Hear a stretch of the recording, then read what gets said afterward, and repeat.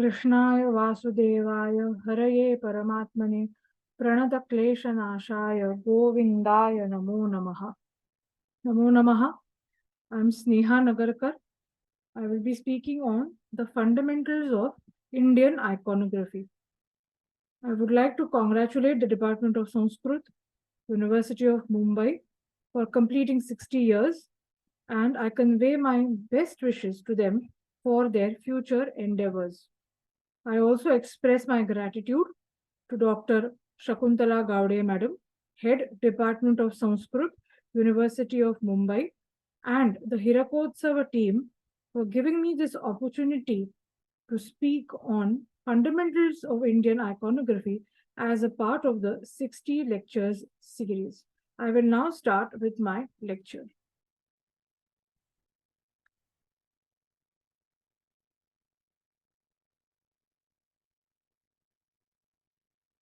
So I will be speaking on the fundamentals of Indian iconography, Hindu, Buddhist, and Jaina.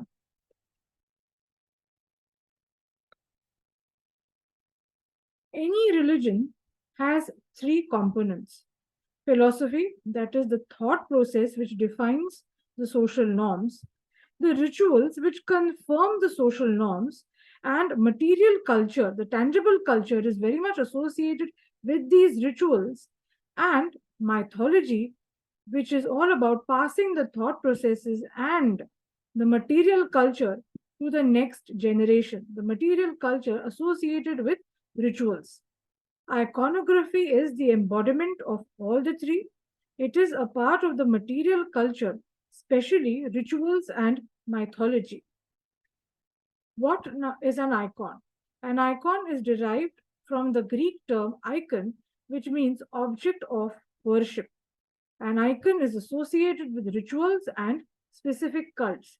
Jain Banerjee, who is a well known authority on Indian iconography, defines an icon as a figure representing a deity or a saint in painting, mosaic, sculpture, many mediums, which is specifically meant for worship or which is in some way or the other associated with the rituals connected with the worship of different divinities. So, iconography and icon is very closely associated with rituals and worship of a divinity. In the Indic traditions, we call an icon by various names like Murti, Archa, Bera, and Vigraha. The icon is the medium, as we all know, between the Bhakta and the Bhagwan or Almighty. The term Darshana means seeing or experiencing. Professor Diana Eck, in her work known as Darshan, states that India is a visual and a visionary culture, one in which the eyes have a prominent role in the apprehension of the sacred. So it is not just seeing the deity, but as devotees, we also want the deity, the divinity, to see us for his or her grace to fall on us. We use the term Krupa Drushti for that matter. A murti is an embodiment. It is related to darshana. Professor G.B. Deglurkar defines a murti as the artistic manifestation of the intensity of the religiosity and the quest for the ultimate adhyatmika entity. A murti is a tangible manifestation. A murti is anything that has a definite shape, a form, a body, a figure, an incarnation, a manifestation. Rather than likeness, it is the form taken by the deity, it is the swarupa of the deity and the nivasa of the deity. This is the belief. The term vigraha means to grasp, catch hold of. It also means the body. Vigraha, according to Diana Eck, is that form which enables the mind to grasp the nature of God. The divinity is made of both human and superhuman qualities, and the icons represent both of them. The icons are visible scriptures and they suggest the expansion of a particular cult. Now, what is iconography? It is the special branch of knowledge which deals with the study of icons, includes the actual description of icons. It is the interpretative aspect of the religious art of any nation. In fact, most of the ancient Indic art which we have in our country is religious in nature. Now, we also have the term iconology, which means a scientific study of icons. It includes the study of socio religious factors, actual making of our images, rituals, mythology, cultural contexts, literary traditions, which contribute in the making of a certain icon. Then we also have the discipline known as iconometry or talamana, which is the science of proportionate measurements of different parts of the body of the icon or the figure to be represented. Now, what are the hallmarks of an icon? First of all, what aspect of a deity does it represent? Does it represent Tripurantaka Shiva or Vishnu or Vrishavahana Shiva? Which aspect of the deity is it representing? Like as we can see in this figure on the screen, this is Vrishavahana Shiva, which is Mount Nandi. Also, the posture of the icon is equally important. Is it asana, that is sitting, sthanaka, that is standing, or shayana, that is reclining? So here, this is a standing murti of Shiva. Then the bodily features of an icon, that is the number of heads, the number of hands. Many names of icons actually indicate the number of heads or hands they have. Like for example, Chaturmukha or Ekadasha Mukha Avalokiteshwara indicate the number of heads. Chaturbhuja, Dvibhuja indicate the number of hands. Also, certain icons could have a head other than human. Like for example, Varaha, which we see on the slide. This Varaha image is from Rani Ki Vav. Then equally important are the hand gestures or mudras. So most of the deities are in the Abhaya Mudra or the Varada Mudra and many other mudras. Then the Mukuta of a deity, like Shiva will wear the Jata Mukuta, Vishnu will wear the Kirita Mukuta, and Brahma wears the Jata Mukuta. So here we can see an icon of Vishnu and he is wearing the Kirita Mukuta. Similarly, the various ornaments which a deity wears are equally important in the making of his iconography.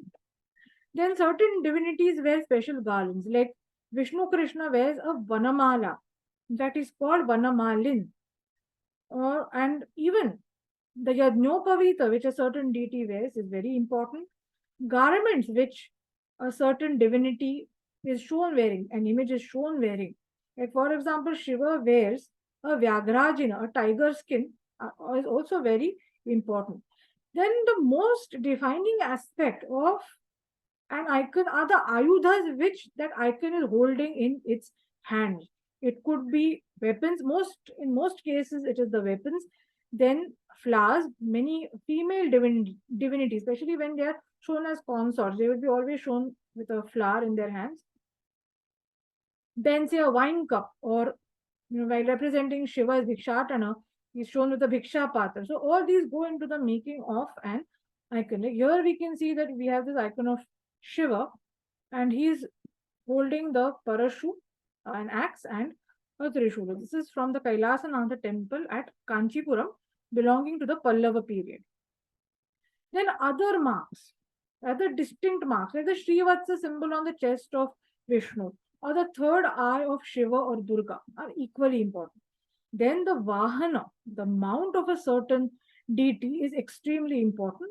Like here we can see that Durga is shown riding her mount, the lion. Then many deities are depicted along with their consorts. Like for example, Lakshmi Narayana, Lakshmi Nrsimha, Uma Maheshwar. In fact, these images are known by the names of both the consorts, and in most cases, the name of the wife precedes that of the husband. Here we can see the Dikpala Varuna seated along with his consort, and both of them are seated on his Vahana, Makara. Then, what are the sources for the study of iconography? They are divided into archaeological and literary. The archaeological sources comprise the actual icons, inscriptions, and coins. Here we have the depiction of Vasudeva Krishna and Sankarshana Balarama on the coins of an Indo-Greek ruler called Agathocles. And here we can see Vasudeva Krishna with the chakra and the shankha, and Sankarshana Balarama with the hala and the musala. And if you see, their iconography is very well developed, way back in the 2nd century BCE.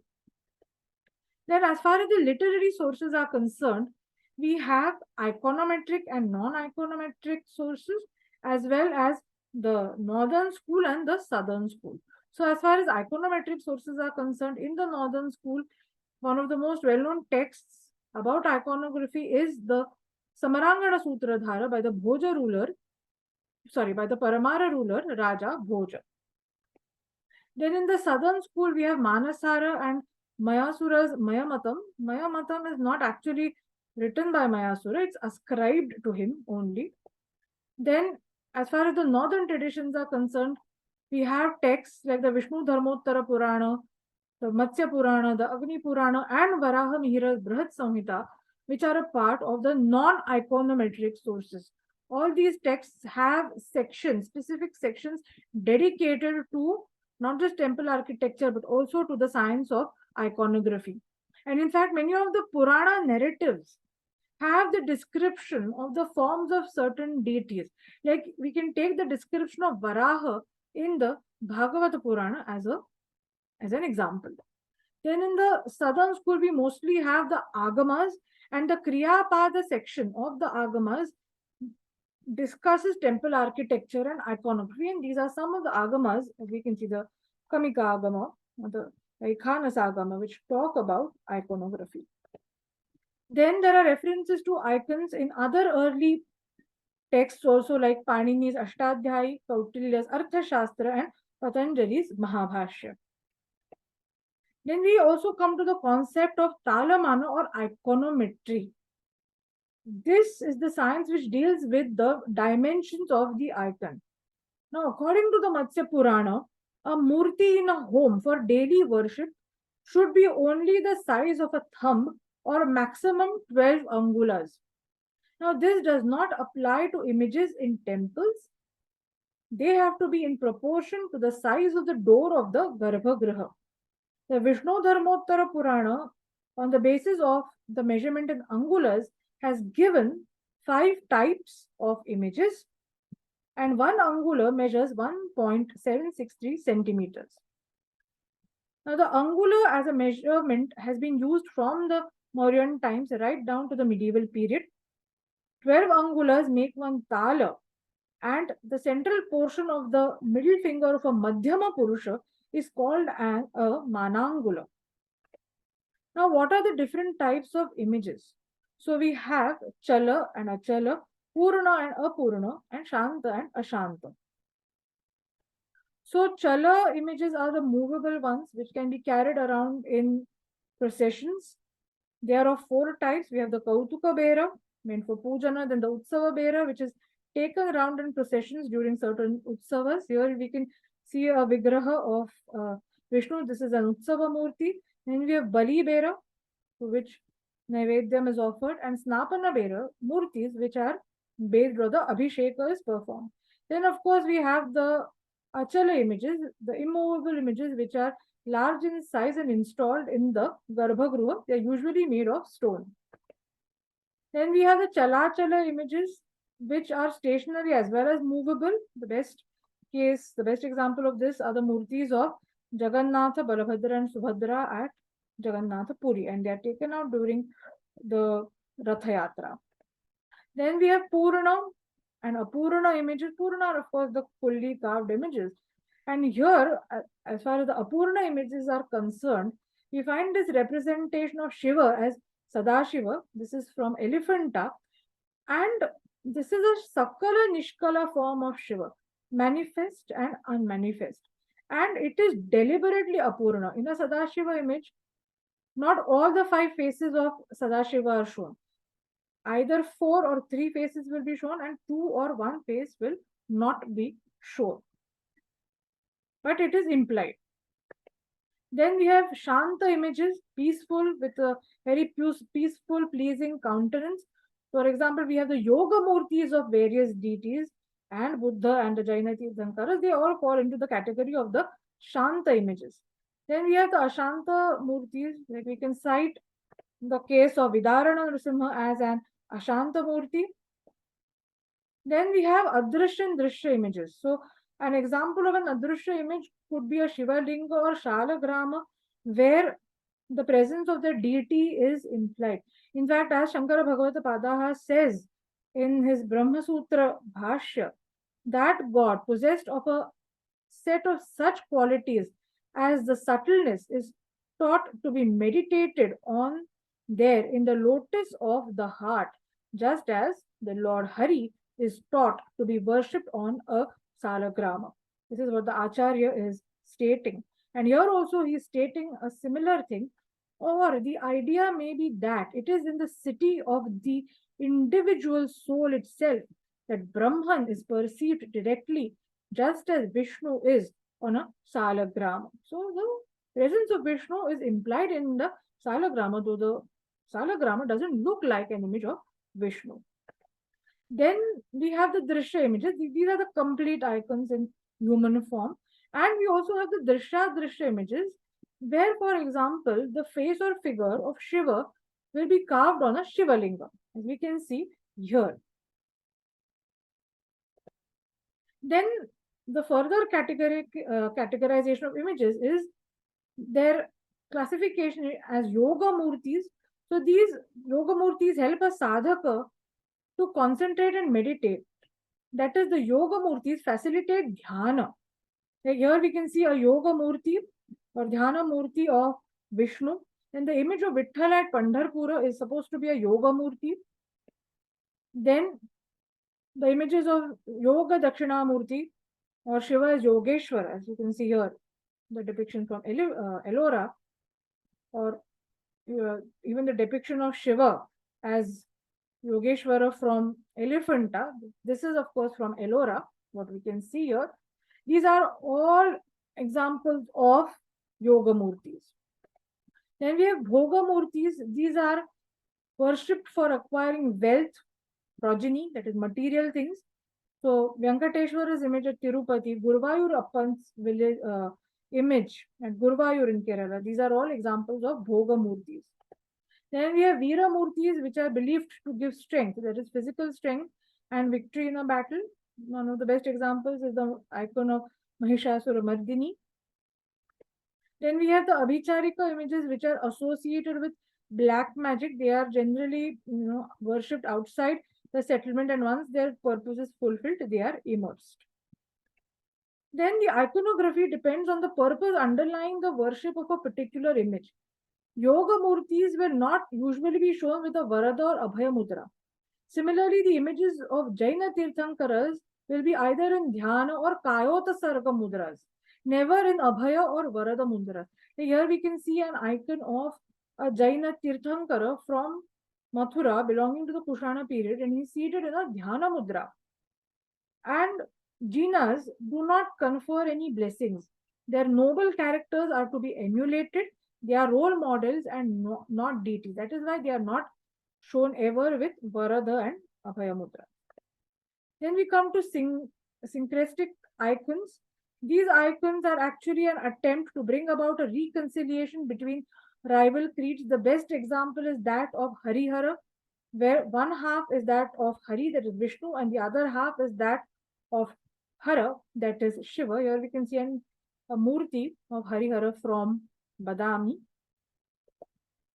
Then we also have images like Harihara, Surya, and Buddha, combined image, which we find in the Pala school of art, and a Harihara Surya Pitamaha image, which has Harihara Surya and Brahma, that is Pitamaha, all in one, has been identified at the Shiva temple at Ambarnath by Dr. Kumud Kanitkar. This is the image, Harihara Surya Pitamaha Murti. Then we'll just take a brief review of Buddhist iconography. Now, according to some schools of Buddhism, Buddha attained the state of Nibbana at the time of his enlightenment or Sambodhi itself. So once he attained Nibbana, there was no question of any form of his.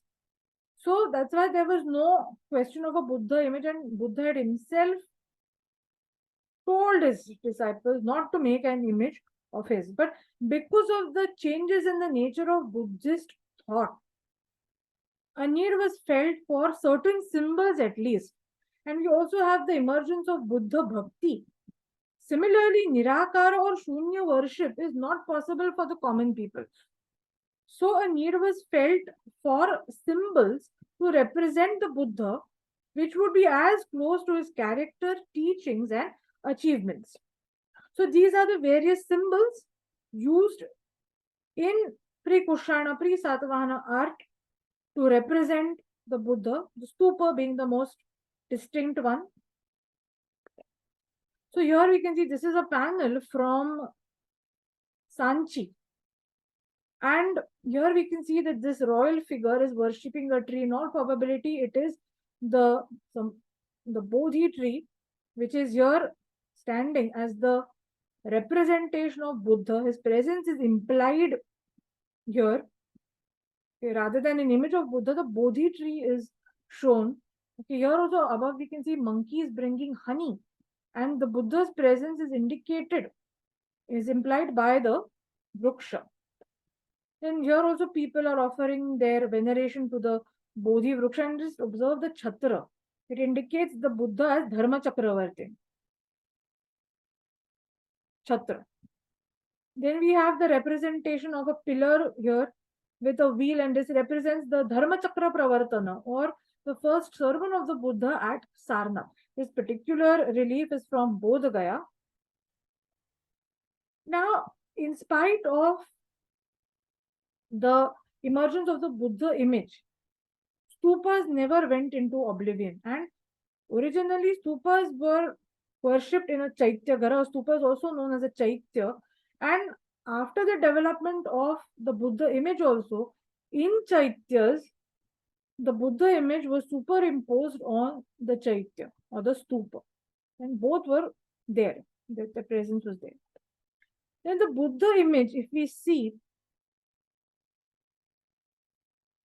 emerged almost at the same time in Gandhara art and the art of Mathura. And there were various influences which contributed to the rise of the Buddha image. Like we have the Yakshanaga images from Mathura, then we have images of Jaina Tirthankaras, and the image of Buddha was modeled on the lines of a yogi and Chakravarti, because he was both. He was a yogi also and he was a Dharma Chakravartin as well. That is why many images of the Buddha are shown in the Dhyana Mudra as well. And he is seated in a Padmasana. And the mudras associated with the Buddha are Abhaya, Varada, then this is the Dharma Chakra Pravartana and the Bhumi Sparsha Mudras. Then other categories of Buddhist images are the Bodhisattvas. Here you can see the famous painting from Ajanta of Bodhisattva Avalokiteshvara Padmapani. Then we also have other divinities like Dhyani Buddhas, Manushi Buddhas. Then even Buddhist deities, both male and female deities which are represented. Then even we have the examples of Yakshas and Yakshis like Panchika and Hariti, the husband-wife duo, who were elevated to the status of divinities. And Buddhist iconography becomes more complex in the Vajrayana phase, the roots of which go back to the Mahayana phase. Okay, and here we can see Panchika and Hariti. This is from Ajanta, and Hariti generally is always shown with a child. There is a narrative behind that. I'm not getting into that.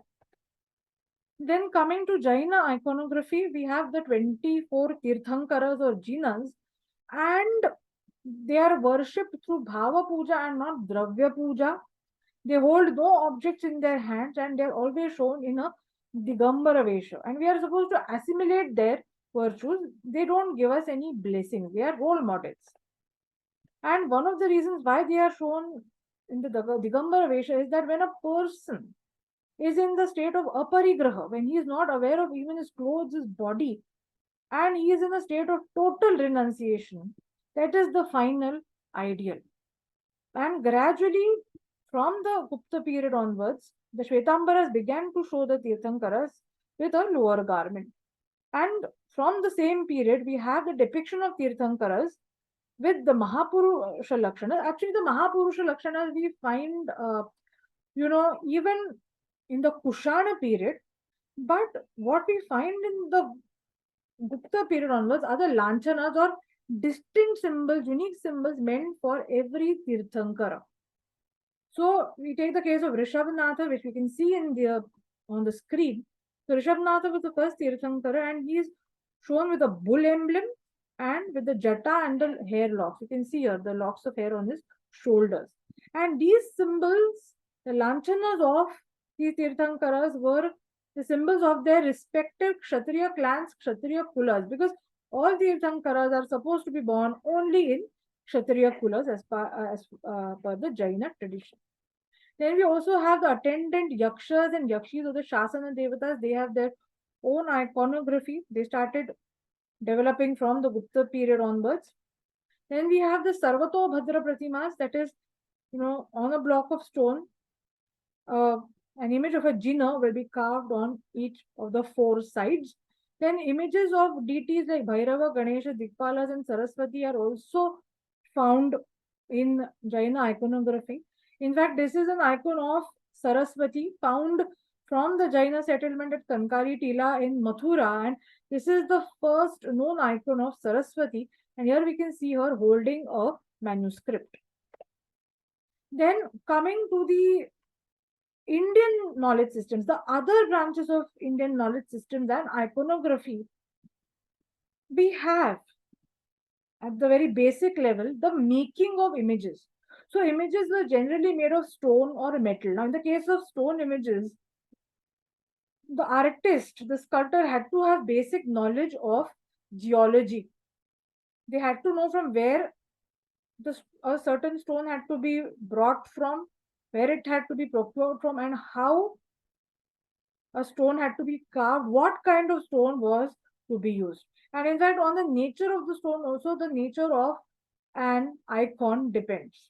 So if there is the softer the stone, the more intricate is the carving, the more detailed is the carving. Similarly, in the case of metal icons, most of our metal icons, especially in the Pallava and more so in the Chola period, have been made through the lost wax process, and even till today, the sthapatis, the artists are making the images in a similar way in and around the region of Tanjavur in Tamil Nadu. So the aspects of metallurgy are also equally important. Icons represent craft diversification and craft specialization, which were a very important feature of urbanization, the process of urbanization and its culmination in urbanism.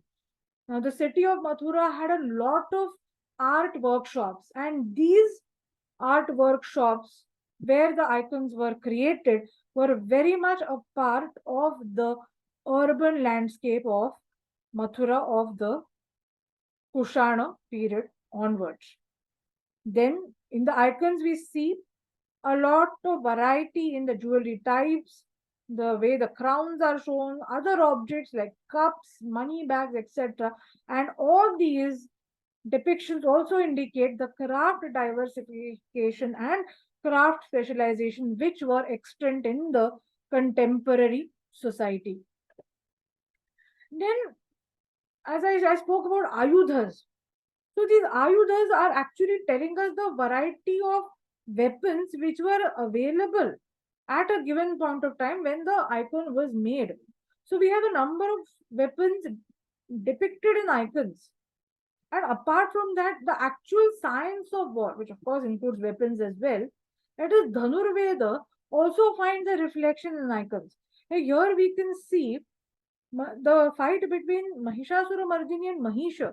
So we have war scenes where deities are wielding different weapons, using these weapons against the adversaries, and the adversaries using the weapons against the deities. So here we can see that Mahishasura Mardini, Durga is attacking Mahishasura, and he is also attacking her. So we can actually see that war scene here, which represents in a way the science of Dhanur Veda. Then in certain icons, actual structures, pillars, shrines, mandapas are shown. Now this is a representation of Tripurantaka Shiva from the Vidya Shankara temple at Sringeri belonging to the medieval period. So here Shiva is shooting an arrow at the Tripura, the three palaces. Okay, so here we can see a beautiful edifice which is shown here. Then In the figure of Dhanvantarin, we have iconography collaborating with Ayurveda, and we can see Dhanvantarin with this pot of nectar, which indicates the life giving properties of the science of Ayurveda, the science of medicine. In music, so many of our deities are shown with musical instruments. I think the best example is Saraswati, who's shown with a veena. Then we have Veenadhara Dakshinamurti, or Bhairava, shown with even a fierce deity like Bhairava, when shown along with the Saptamatrukas, he's shown with a veena. Then we have Venugopala, Krishna playing the Venu or the flute. And of course, we have Shiva with the Damaru. So, all these representations show the development of music, Sangeeta Shastra at the time when a certain icon was created, and the knowledge of music which the artist, the sculptor himself had.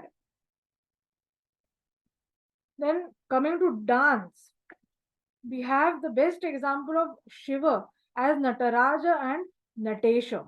Now the 108 Karanas from Bharata's Natya Shastra are depicted on one of the Gopurams of the Nataraja Kovil at Chidambaram, and in the Garbhagruha of the Brihadishwara temple at Tanjavur, these 108 Karanas have been shown. So here we have a beautiful depiction of Shiva as Natesha. This is not Nataraja, this is from Badami, belonging to the early Charukya period. And of course, we have the representation of Krishna dancing on the hoods of Kaliya. So Shiva is Nataraja and Krishna here is Natavara, Natavara Bapu. Many of our sculptures, many of our icons show a very good understanding about flora and fauna. In the icons of Dakshinamurti, as we can see here, the water tree under which he sits and through his silence gives the knowledge of Brahma Vidya is depicted in a very intricate, a very meticulous manner. Many of the icons at Mathura also have depictions of trees. Then even at Sanchi, trees of the different Manushi Buddhas have been shown, and each tree is different. So the sculptors had a very good knowledge about the flora. Similarly, it is also applied to the depiction of flowers and fruits in icons. Then when we come to fauna, now almost in all cases the vahanas of the deities are either an animal, a bird, or a reptile. Like for example, Vishnu rides on the Garuda, Ganga rides on a Makara, okay, and Shiva, of course, rides on the bull.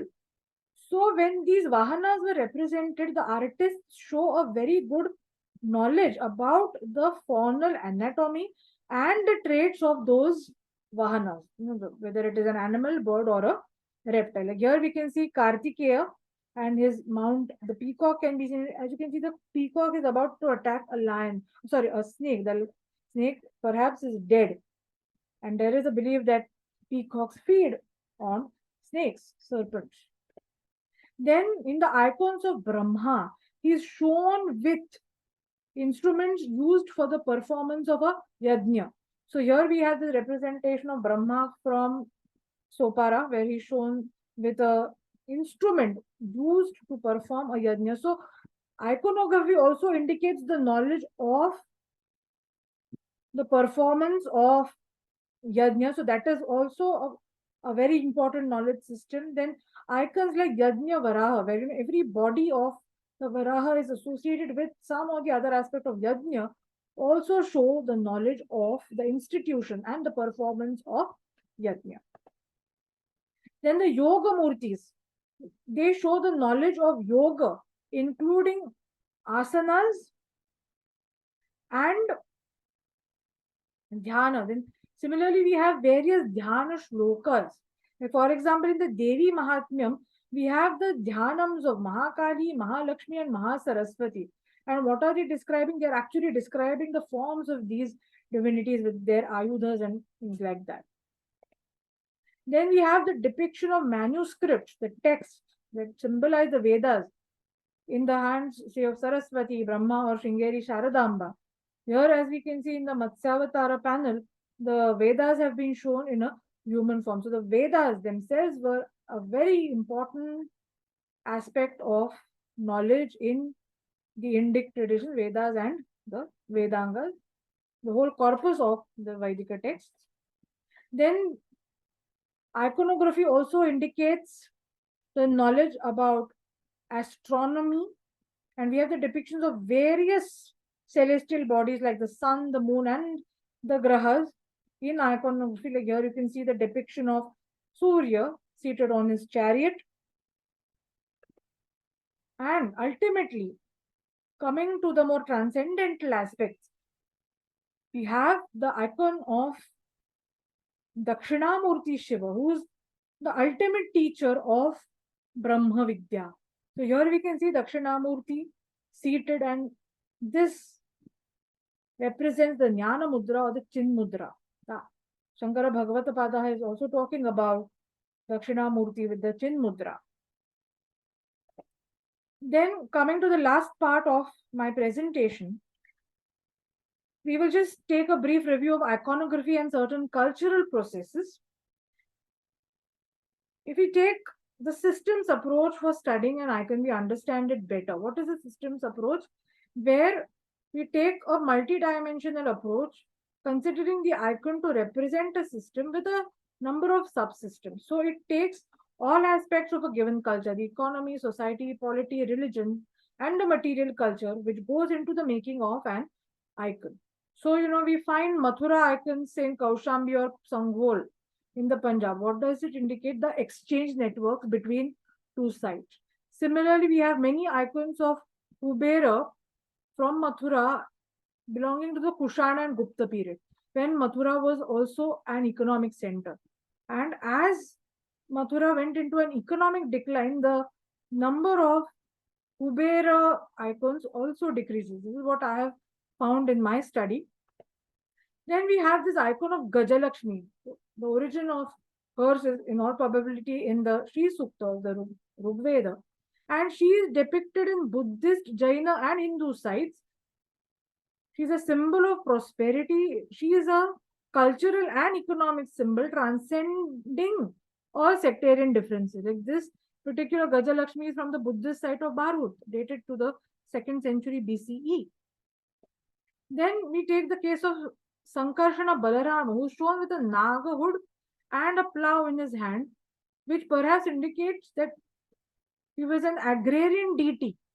Now, what does it indicate? The spread of plough-based agriculture, and the earliest icons of Sankarshana with a plough are available from the 2nd century BCE onwards. So, what do they indicate?